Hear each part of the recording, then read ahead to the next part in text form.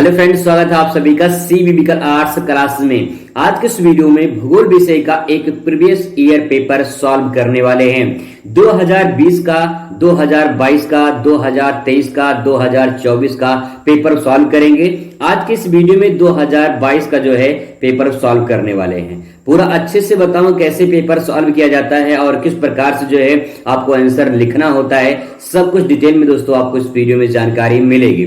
समय समय जैसे जैसे आगे बढ़ेगा मैं आपको और अच्छे से तैयारी करवाता रहूंगा और पूरे एक महीने में मैं आपकी अच्छी खासी पूरी रिवीजन तैयारी करवा दूंगा। अगर आप कुछ भी नहीं पढ़े हैं तभी मैं आपको पास होने का टिप्स बताऊंगा, अच्छे नंबर से पास होने का तरीका बताऊंगा। पिछले मैं 6 सालों से जो है पढ़ा रहा हूं, इंटर कॉलेज में, प्राइवेट कॉलेज है, और जो है मैं उसमें ऐसे बहुत सारे बच्चे हैं जो जिनको कुछ आता नहीं है, जो लिखना सही से नहीं जानते हैं, उनको भी अच्छे नंबर से पास करवा देते हैं बस तरीका बताकर। कुछ ऐसे स्मार्ट तरीके होते हैं जिसके आधार पे वो अच्छे नंबर से पास हो जाते हैं। तो दोस्तों आज के इस वीडियो में हम लोग बात करेंगे भूगोल विषय का जो है 2022 का प्रीवियस ईयर पेपर। आइए समझने की कोशिश करते हैं कैसे इसको सॉल्व करेंगे और कैसे आंसर को प्रेजेंट करेंगे।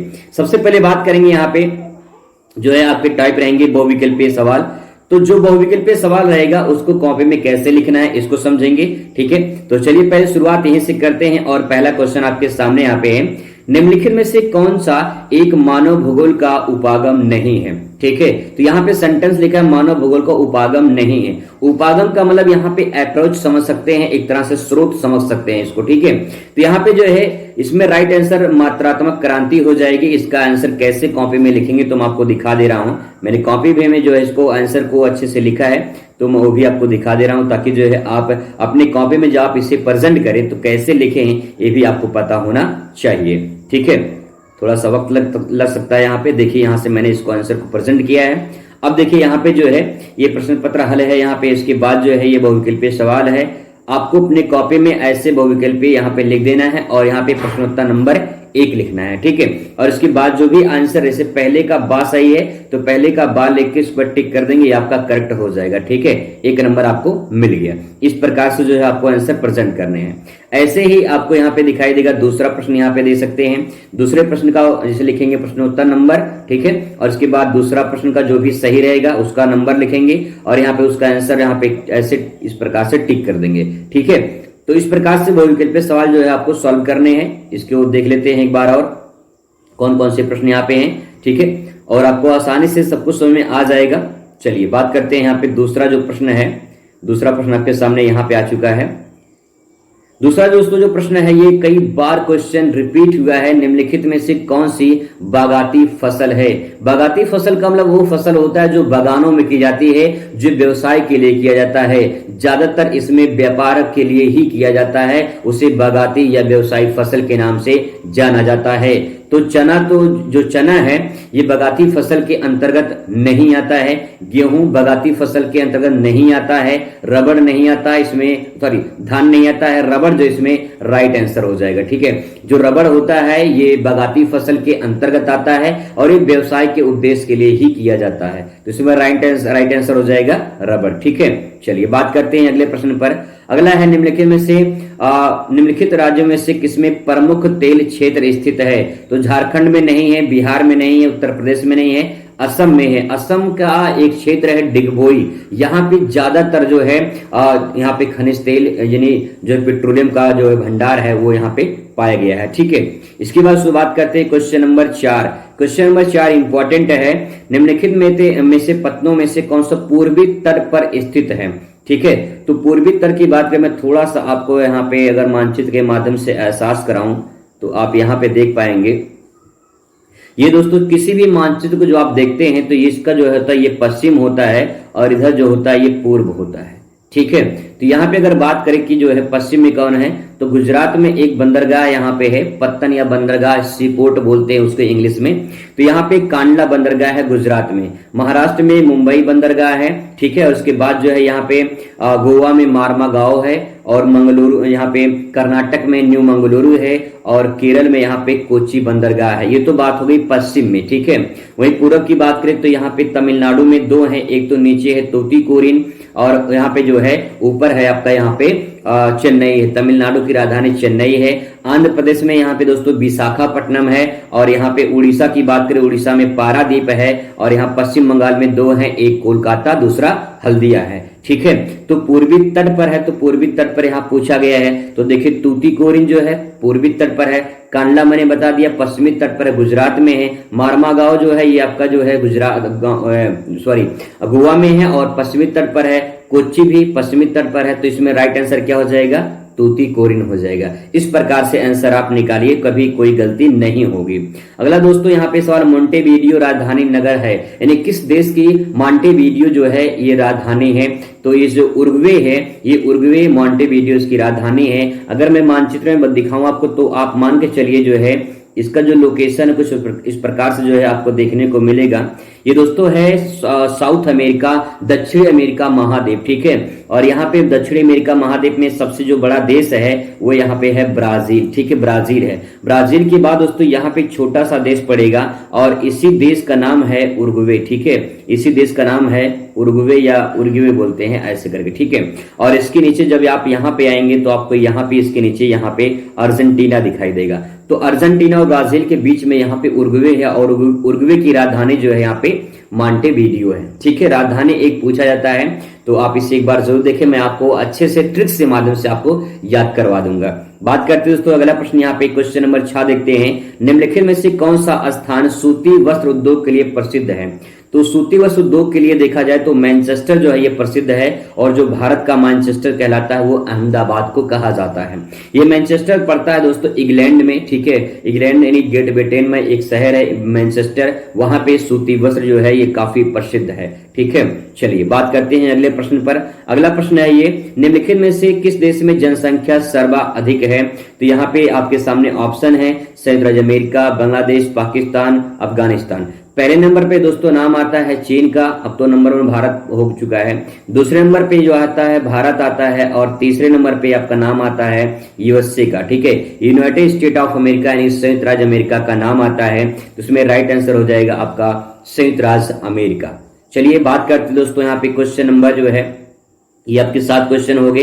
2022 में 7 ही क्वेश्चन आते थे। अब बात करते हैं यहाँ पे जो है आपका अगला क्वेश्चन है अति लघुत्तरीय प्रश्न, और इनमें क्वेश्चन पूछा है मानव भूगोल के अध्ययन के 2 उपागम बताइए। अब देखिए कमाल की बात ये है कि यहाँ पूछा है मानव भूगोल के अध्ययन के 2 उपागम बताइए, और इसका आंसर इसी पेपर में है। आप पहला बहुविकल्पीय सवाल देख लीजिए। पहला बहुविकल्पीय जो सवाल है देखिए इसमें लिखा है कि निम्नलिखित में से एक मानव भूगोल का उपागम नहीं है।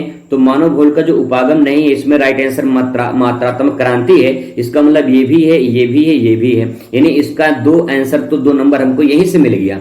ये स्मार्ट वर्क करते हैं, जो स्मार्ट तरीके से पढ़ाई करते हैं, वो समझ गए होंगे कि इसका आंसर यही मिल जाएगा। तो राइट आंसर जो है आपका ये जो इसका प्रश्न का उत्तर हो जाएगा, यहीं पे आप 2 नंबर आराम से पा जाएंगे। इसका आंसर दिया गया है। चलिए इसका उत्तर देख लेते हैं। इसका उत्तर मैंने यहाँ पे कॉपी में लिखा है, तो मैं आपको दिखा दे रहा हूँ कैसे आप इसे प्रेजेंट करेंगे अपने कॉपी में। ठीक है, चलिए यहाँ पे दोस्तों दिखा दे रहे हैं आपको। क्वेश्चन नंबर यहाँ पे दे सकते हैं मानव भूगोल के अध्ययन के उपागम में देखिए वही चीज है स्थानिक जो है क्षेत्रीय, और इसके बाद स्थानीय संगठन। इस प्रकार से आंसर प्रेजेंट करना है। पहले यहाँ पे लिखना है अति लघुत्तरीय प्रश्न, और उसके बाद जो है यहाँ पे प्रश्नोत्तर नंबर 9 लिखना है। ठीक है, और यहाँ पे 9 लिखने के बाद जो है यहाँ पे आप हिनी डाल दीजिए कि मानव भूगोल के अध्ययन के 2 उपागम है, पहला उपागम, दूसरा उपागम। ये सही हो जाएगा, 2 नंबर आपको इस पे पूरा मिल जाएगा, कोई कटेगा नंबर नहीं, क्योंकि आपने जो लिखा है सही तरीके से लिखा है।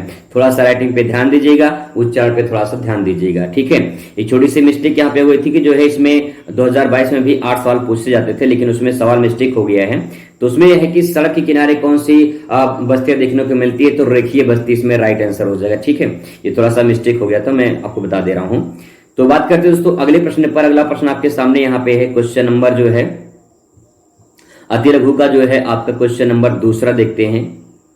यहाँ पे थोड़ा सा वक्त लगेगा, थोड़ा सा जो है इस पे ऊपर नीचे करने में। तो अगला क्वेश्चन दोस्तों आपके सामने यहाँ पे है, जनसंख्या घनत्व से आप क्या समझते हैं।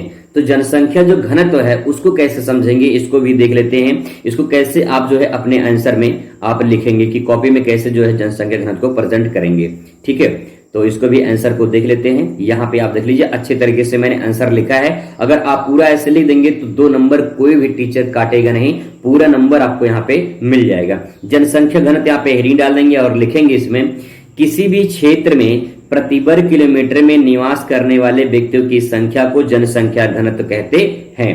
ठीक है, एग्जाम्पल के माध्यम से समझिए। से मान लीजिए कोई 1 किलोमीटर का एरिया है, ठीक है। इस 1 किलोमीटर स्क्वायर एरिया में जितने व्यक्ति निवास करेंगे, चाहे 10 निवास करें, चाहे 50 निवास करें, चाहे 100 निवास करें, जितने व्यक्ति निवास करेंगे उन व्यक्तियों की संख्या को जनसंख्या घनत्व के नाम से जाना जाता है। ठीक है, इसका फार्मूला होता है जनसंख्या घनत्व बराबर व्यक्तियों की संख्या बटे भूभाग का क्षेत्रफल, यानी जो एरिया है उसका क्षेत्रफल कितना है और व्यक्तियों की संख्या कितनी है, ये निकालने के बाद जनसंख्या घनत्व जो है इसको निकल जाता है। ठीक है, तो इस प्रकार से जो है आप फार्मूला लिख दीजिए और इसको छोटा सा जो है अंडरलाइन कर दीजिए ताकि जो है आप आसानी से प्रेजेंट कर पाए। ठीक है, चलिए क्वेश्चन नंबर बात करते हैं। यहाँ पे लिंगानुपात के बारे में पूछा गया है, तो लिंगानुपात क्या होता है इसको 2 लाइन में आप आराम से लिख सकते हैं। प्रति 1000 पुरुषों पर जो महिलाओं की संख्या होती है उसी को लिंगानुपात कहते हैं। तो यहाँ पे इसका फार्मूला होता है लिंगानुपात बराबर स्त्रियों की संख्या बटे पुरुषों की संख्या गुणे 1000 और इसको अंडरलाइन कर दीजिए। इस प्रकार से जो है आपका करेक्ट आंसर हो जाएगा।